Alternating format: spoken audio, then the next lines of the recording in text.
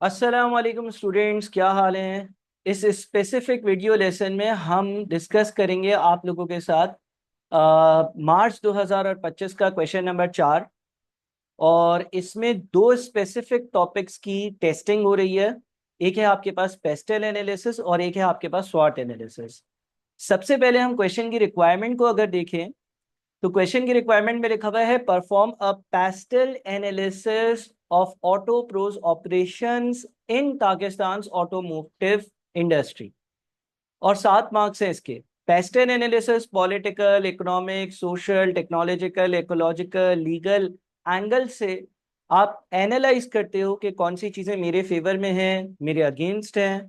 तो जब हम सिनेरियो पढ़ रहे होंगे तो कोई भी पॉलिटिकल बात, इकोनॉमिक बात, सोशल बात, टेक्नोलॉजिकल बात, लीगल बात, ये सारी चीजें जो है, एनवायरमेंटल बात, इन सारी चीजों को हम अपने जहन में रख रहे होंगे ड्राफ्टिंग से पहले। सेकेंड जो आपका पार्ट है वो बोलता है conduct a स्वॉट analysis. स्वॉट analysis is strength, weakness, opportunity, threat for auto pro based on the information provided. यानी कि जो कंपनी है उसका स्वॉट एनालिसिस करना है। स्ट्रेंथ्स, मेरी कंपनी की क्या स्ट्रेंथ्स हैं, कैसे मैं इधर कामयाब हो सकता हूँ। वीकनेसेस, मेरी क्या वीकनेसेस हैं, ये दो इंटरनल फैक्टर्स होते हैं। अपॉर्चुनिटीज, क्या क्या मुझे अपॉर्चुनिटीज नजर आ रही हैं इस मार्केट में, और क्या क्या चीजें थ्रेट है, सच एज कोई कॉम्पिटिटर है, सच एज मैं जब बिजनेस करने जाऊंगा वहां पे मुझे क्या रुकावटें आएंगी, क्या मुश्किलात होंगी। तो जरा क्वेश्चन को बड़े अच्छे से हम रीड करते हैं, एक एक लफ्ज को तवज्जो से पढ़ना। ऑटो प्रो, ऑटो प्रो जो है वो कंपनी का नाम है। A leader in eco friendly automobile manufacturing since 2001। अब यहां पर जब आप अपने दिमाग में पेस्टल और स्वॉट को रखेंगे तो आपको अपना दिमाग इस तरह से इस्तेमाल करना होगा कि ये जो मैंने पहला सेंटेंस पढ़ा, आखिर इसमें कौन सी चीज SWOT है, कौन सी चीज PESTEL है। तो यहां पर मुझे नजर आ रहा है कि ये ऑटो प्रो जो है ना, ये एक लीडर है इको फ्रेंडली ऑटोमोबाइल मैन्युफैक्चरिंग में सिंस 2001। बहुत पुराना, नई कंपनी नहीं है, बहुत पुरानी कंपनी है, अच्छा एक्सपीरियंस रखती है, मार्केट लीडर है। ये मेरी स्ट्रेंथ है। यानी कि जब मैं अपना नया बिजनेस करने जाऊंगा तो ये एक खास बात होगी ना जो मुझे दूसरों से डिफरेंशिएट करती है। आई एम एक्सपीरियंस्ड और मैं लीडर भी हूं मार्केट का। has transitioned from fuel efficient gasoline cars to hybrids and electric vehicles to address environmental concerns। दूसरा पॉइंट हमें जो दिमाग में रखना है वो पेस्टल एनालिसिस के वक्त जब हम एनवायरमेंटल फैक्टर्स को डिस्कस करेंगे तो इस चीज का ख्याल रखना होगा कि कंपनी एनवायरमेंट को भी कंसिडर कर रही है और इसीलिए वो गैसोलीन के बजाय वो इलेक्ट्रिक ईवी व्हीकल्स पर जा रही है। तो इस तरह से आपने हर एक सेंटेंस, हर एक वर्ड के बाद बात को सोचना है। The government of Pakistan supports this shift by offering 5-year tax break for investments exceeding $20 million and enforcing strict safety regulations।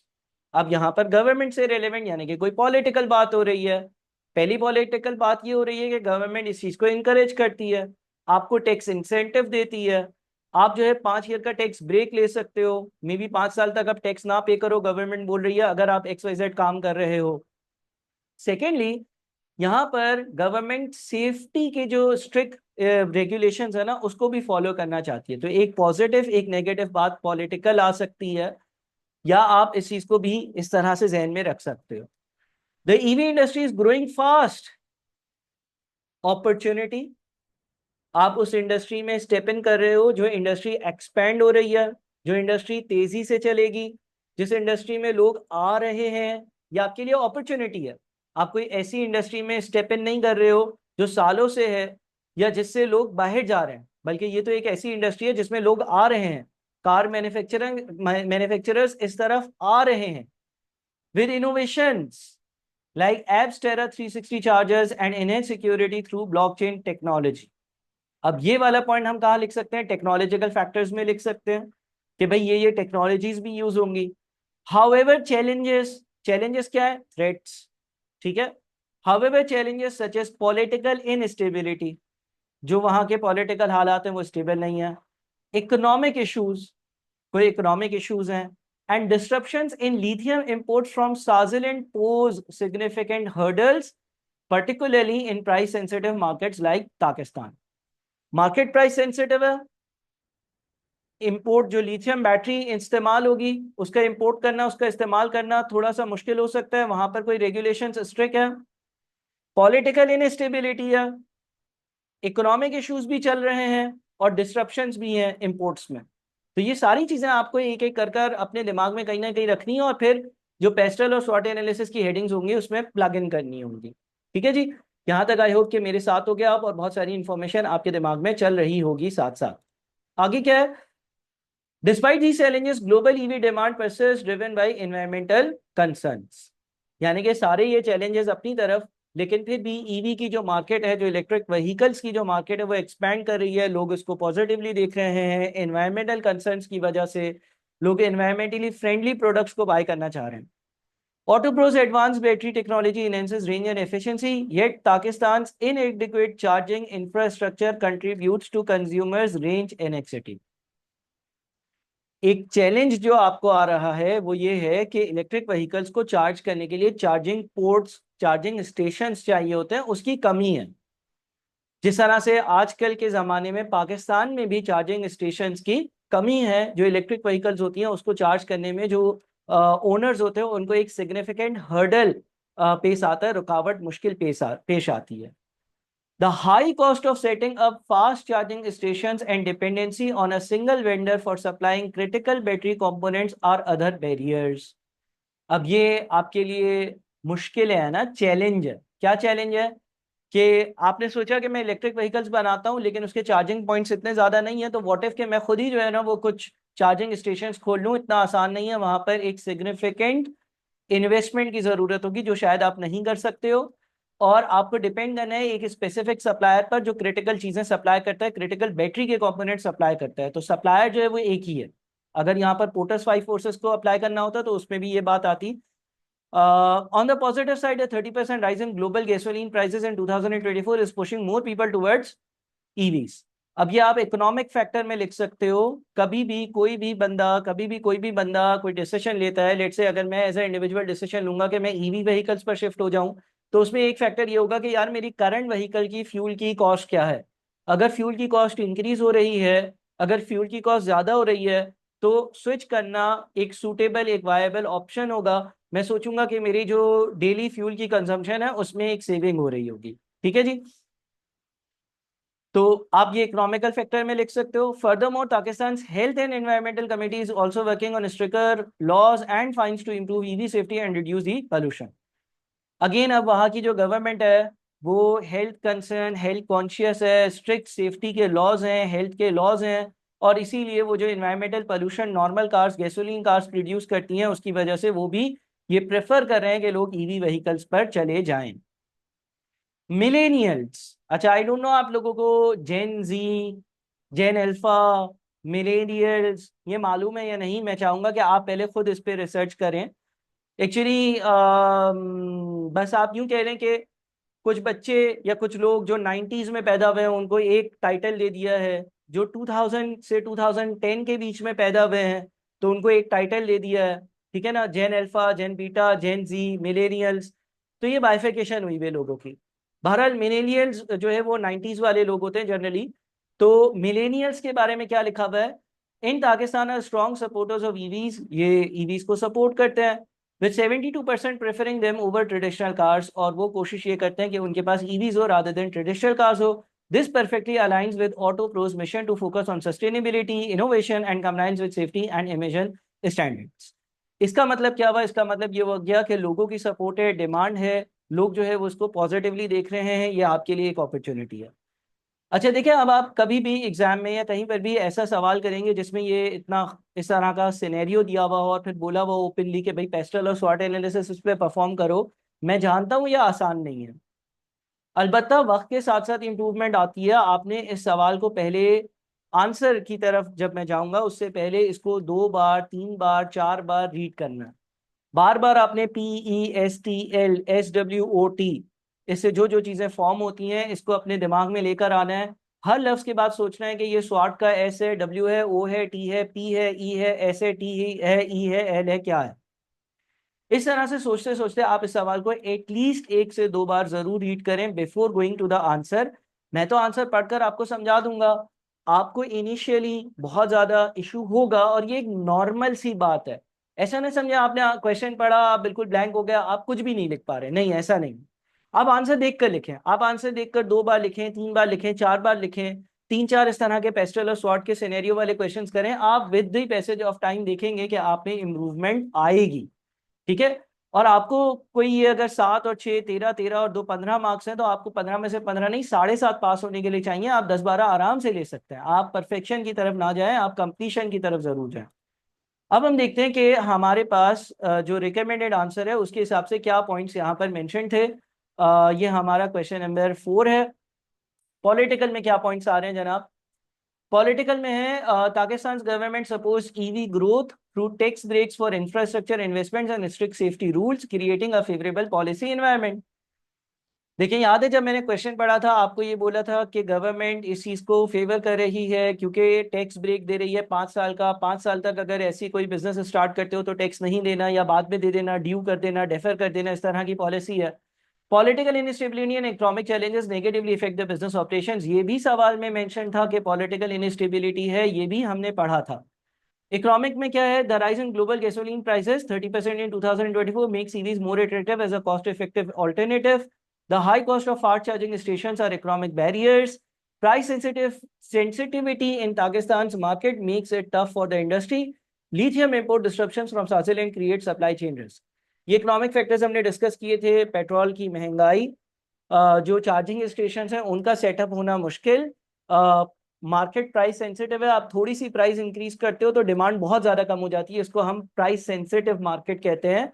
और उसके बाद लिथियम बैटरीज का इंपोर्ट करना भी एक चैलेंज है हमारे लिए। तो अगेन ये इकोनॉमिक फैक्टर्स हम डिस्कस कर चुके हैं। सोशल में क्या है, millennials in Pakistan strongly support EVs with 72% preferring them over gasoline cars, reflecting a shift in consumer preferences towards eco-friendliness and innovation. Global concerns about climate change and pollution continue to drive demand for EVs. Social में आपने ये देखना होता है कि society किसी एक product को कैसे एक्सेप्ट कर रही है, उसका बिहेवियर उस प्रोडक्ट की तरफ पॉजिटिव है, नेगेटिव है, फेवरेबल है, अनफेवरेबल है। तो जो मिलेनियल्स हैं वो इसको प्रेफर करते हैं ईवी कार चलाने के लिए। साथ में ग्लोबल कंसर्न्स की वजह से भी इसको प्रेफरेंस मिलती है, तो पॉजिटिव पॉइंट्स हैं।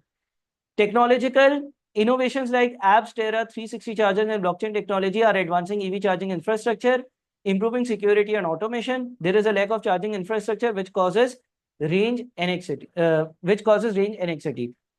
टेक्नोलॉजिकल फैक्टर्स हमने डिस्कस करे थे। इन व्हीकल्स में कुछ नए ऐसे फीचर्स हो सकते हैं ब्लॉकचेन टेक्नोलॉजी को इस्तेमाल कर एप्स 360 का फीचर हो सकता है जिससे कंज्यूमर्स ज्यादा सेटिस्फाई होंगे जो नॉर्मल कार्स में नहीं मिलते। ये फीचर्स भी टेक्नोलॉजिकली सवाल में लिखे हुए थे। Environmental ecological rising global concern about climate change and air pollution is accelerating EV adoption. लोग ईवी व्हीकल्स को इसलिए प्रेफर कर रहे हैं क्योंकि यहाँ से पोल्यूशन की जो इमिशन है वो कम है। Pakistan's Health and Environment Committee is introducing stricter laws and fines to enhance the safety and reduce pollution. ये भी हमने पढ़ा था कि जो जिस मुल्क की हम बात कर रहे हैं उसकी गवर्नमेंट जो है वो स्ट्रिक्टर लॉज और रेगुलेशंस लेकर आ रही है। Legal compliance with Pakistan stricter safety and emission standards is highly essential. अगर आप उसको फॉलो नहीं करेंगे तो लीगली आप पे पेनल्टी लग सकती है, आप पे दूसरे फाइन्स लग सकते हैं, आपके हो सकता है कि कोई और किसी तरह से बैन लग सके। तो ये सारी चीजें आपने पेस्टल में लिखनी है। पेस्टल के क्या एंगल्स होते हैं वापस से देखते हैं। पॉलिटिकल होता है, इकोनॉमिक होता है, सोशल होता है, टेक्नोलॉजिकल होता है, एनवायरमेंटल होता है, लीगल होता है। अब देखें आपने पहले तो क्वेश्चन को 2 3 बार पढ़ना है, खुद से कोशिश करनी है ड्राफ्टिंग की। नहीं होगी कोई मसला नहीं है, 10% 20% 30% बुलेट पॉइंट्स, छोटे से वर्ड्स, कुछ भी आप लिखें। उसके बाद आपने इस आंसर को 2 3 बार रीड करना है, फिर आपने रीड्राफ्टिंग करनी है, वापस से इस आंसर को खुद लिखने की कोशिश करनी है। और फिर देख रहे हैं कि मैं इसके 50 60 70% के करीब आ रहा हूं या नहीं। आ जाएंगे आप, थोड़ी सी मेहनत लगेगी, कुछ आपने क्वेश्चन और कर लेंगे। स्वॉट एनालिसिस में क्या है, strengths leadership in eco friendly transportation since 2001, ये हमने डिस्कस किया था कि कंपनी के पास बहुत ज्यादा इस चीज का एक्सपीरियंस है। Advance battery technology offering better range and efficiency, alignment with millennial preferences for sustainable and innovative vehicles. हमारी स्ट्रेंथ क्या है, हम बहुत पुराने हैं, हमारी बैटरीज हैं वो बहुत ज़्यादा एफिशिएंट है, और जो हमारे कंज्यूमर्स कस्टमर्स यानी कि मिलेनियल्स हैं, नॉर्मली मिलेनियल्स की से बात हो रही है क्योंकि वो आजकल ड्राइविंग ज़्यादा कर रहे हैं ना, बच्चे तो नहीं कर रहे होंगे। तो जो लोग 20 25 30 साल के होंगे उनको यहाँ पर फोकस किया गया है। तो वो ये कह रहे हैं कि मिलीनियल्स की तरफ से भी एक्सेप्टेबिलिटी है हमारे प्रोडक्ट की, यानी कि ये हमारे स्ट्रेंथ्स है, हम अपना प्रोडक्ट बेचने जाएंगे तो हमें आसानी होगी।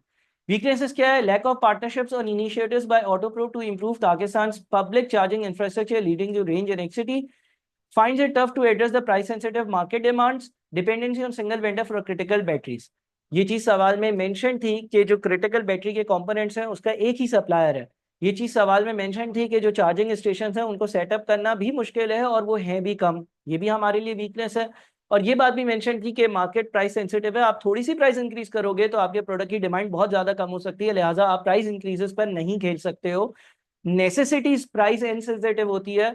आज अगर रोटी 20 रुपए के बजाय 50 रुपए की हो जाए फिर भी मुझे खानी है तो महंगी होगी तो भी मैं खरीदूंगा, लेकिन कोई लग्जरी प्रोडक्ट होता है तो वो प्राइस इनसेंसिटिव होता है जनरली। और ईवी कार्स को आजकल की दुनिया में जनरली जनरली जो थर्ड वर्ल्ड कंट्रीज हैं वहां पर एक लग्जरी माना जाता है। हम लोग अभी भी एक गैसोलीन कार्स डोमिनेंट मार्केट है इंक्लूडिंग पाकिस्तान। अपॉर्चुनिटीज क्या क्या है, global gasoline price increases encouraging अ शिफ्ट टुवर्ड्स ईवीज। अच्छा देखिए, एक ही पॉइंट दो जगह आ सकता है, आप देखिए ऊपर भी इसी तरह का कोई एक पॉइंट लिखा हुआ था, ठीक है ना, नीचे भी इसी तरह का एक पॉइंट लिखा हुआ है, तो एक ही पॉइंट दो जगह आ सकता है, ये आपके लिए अपॉर्चुनिटी है। आपका जो कंपटीशन है वो गैसोलीन कार से, गैसोलीन कार्स का फ्यूल महंगा होगा, फ्यूल महंगा होगा, कंज्यूमर सोचेगा किसी और ऑल्टरनेटिव पे जाऊं। और ये आजकल देखा भी जा रहा है, बाइक्स बहुत ज्यादा कॉमन हो गई हैं। जो बाइक्स पेट्रोल पर चलती थी, पेट्रोल के महंगे होने की वजह से लोग चार्जिंग वाली बाइक्स पर आ रहे हैं, बट उनको खरीदना मुश्किल है, एक्सपेंसिव है, नई टेक्नोलॉजी है, थोड़ा टाइम लगेगा, लेकिन फ्यूल एफिशिएंट है, फ्यूल में आपकी बचत हो जाती है। Government tax and taxes in Pakistan for EV related investments, expanding demand for EVs due to climate change and pollution concerns, ये सारे हमारे पास अपॉर्चुनिटीज है। गवर्नमेंट हमें फेवर कर रही है, क्लाइमेट चेंज और इकोनॉमिक फ्रेंडली प्रोडक्ट्स को पसंद किया जा रहा है, और पेट्रोल या फ्यूल भी महंगा हो रहा है तो लोग हमारी प्रोडक्ट की तरफ आएंगे। थ्रेट्स क्या है, थ्रेट्स यानी कि मुश्किलात क्या हैं या चैलेंजेस क्या हैं, इस तरह की कोई बात। तो पॉलिटिकल इनस्टेबिलिटी है and economic challenges in Pakistan, लिखा हुआ था सवाल में as it is. Disruptions in lithium imports from Swaziland impacting battery production, high cost of fast charging stations making infrastructure expansion challenging, struggle laws and fines for EV technical failures increasing compliance cost. यानी कि वही वाली बात है, वापस से charging station वाली बात। आपने बैटरीज जहां से इंपोर्ट करनी है उस पर मुश्किलात हैं, पॉलिटिकली मुल्क इनस्टेबल है, और फिर लॉज और रेगुलेशंस नए नए आ रहे हैं, उसकी वजह से कंप्लायंस उनको करनी होगी। कंप्लायंस कॉस्ट का मतलब ये है कि जब नए नए लॉज आते हैं, कानून आते हैं, पेनल्टीज आती हैं, तो मुझे उस लॉ को स्ट्रिक्टली फॉलो करना होता है। अगर मैं नहीं करूंगा तो पेनल्टी लगेगी, अगर नहीं करूंगा तो मेरी कंपनी हो सकता है बैन हो जाए, या कोई भी इस तरह के मसले हो सकते हैं। तो कंप्लायंस कॉस्ट क्या है, मुझे उसको कंप्लाई करने के लिए कॉस्ट इनकर करनी पड़ेगी, और अगर नहीं करूंगा तो फिर मेरे लिए चैलेंजेस फेस आएंगे। फिर आ जाते पार्ट सी पर। पार्ट सी था explain how a built in app in Auto Pros cars that displays real time charging station locations and availability could benefit Auto Pro. यानी कि वो ये कहते हैं कि व्हाट इफ हम अपनी गाड़ियों में कोई एक बिल्ट इन एप्लीकेशन डाल दें कि जहां जहां नियरेस्ट चार्जिंग स्टेशन होंगे ना, उस एप्लीकेशन पे वो हाईलाइट हो रहे हो, जिस तरह से एक तरह से गूगल मैप है, वो आपको हाईलाइट कर देता है ना कि भाई यहाँ पर ये चीज़ है। तो इस तरह की कोई टेक्नोलॉजी हो जिससे थोड़ा सा जो है ना, आप कहीं निकले हुए हो, आपको पता चले चार्जिंग स्टेशन अगली गली में, तो आप वहां होकर फिर अपने काम पर जाओ, ताकि ये जो मसला आ रहा है कि चार्जिंग स्टेशन बहुत कम है, ये इशू ना बने। तो इससे क्या होगा, इससे जाहिर है आपके प्रोडक्ट जो है वो ज्यादा एक्सेप्टेबल हो जाएगा। 2 मार्क्स के लिए आपको लिखना था, और जाहिर है लोग इसको प्रेफर करेंगे, जाहिर है लोगों को एक कंफर्ट, एक लग्जरी आप दे रहे हो, एक कन्वीनियंस दे रहे हो। लिखता है provides users with instant information about near by charging station, reducing range anxiety and increasing the confidence in using EVs. EV जो है उसको इस्तेमाल करने का कॉन्फिडेंस ज्यादा बढ़ जाएगा। अगर आज एक बंदा सोचता है कि चार्जिंग स्टेशन दूर दूर होते हैं, बाद में उसको ये नहीं सोचना पड़ेगा। Differentiates AutoPro from competitors by offering a technology-driven solutions to a common EV concern। हमारा जो प्रोडक्ट होगा वो डिफरेंशिएट हो जाएगा, अब हमारे प्रोडक्ट में एक एडिशनल फीचर होगा जो दूसरों में नहीं है। Enables AutoPro to gather valuable insight on charging patterns and user behavior, helping to optimize charging infrastructure planning and deployment। यानी कि उस ऐप के थ्रू, उस ऐप में ऐसे भी फीचर्स हो सकते हैं कि कब जो है चार्जिंग स्टेशन फुल होते हैं, कब वेटिंग टाइम ज्यादा होता है, कब वेटिंग टाइम कम होता है, इससे यूजर और बेनिफिट होंगे। यूजर तभी चार्जिंग स्टेशन पर जाएगा जब वो वेकेंट है, यूजर तभी चार्जिंग स्टेशन पर जाएगा जब वहां पर रश कम है, वेटिंग का टाइम कम है। तो ये पूरा का पूरा आंसर थ्योरेटिकली मैंने आप लोगों के साथ गो थ्रू किया। काइंडली इस आंसर को, इस क्वेश्चन को 1 से 2 बार जरूर जरूर जरूर देखें। आप देखेंगे, आप दोबारा से इसको सॉल्व करेंगे तो बहुत ज्यादा इंशाल्लाह ताला आप इम्प्रूव कर रहे होंगे। अपना बहुत ख्याल रखिएगा। Thank you so much. Allah Hafiz.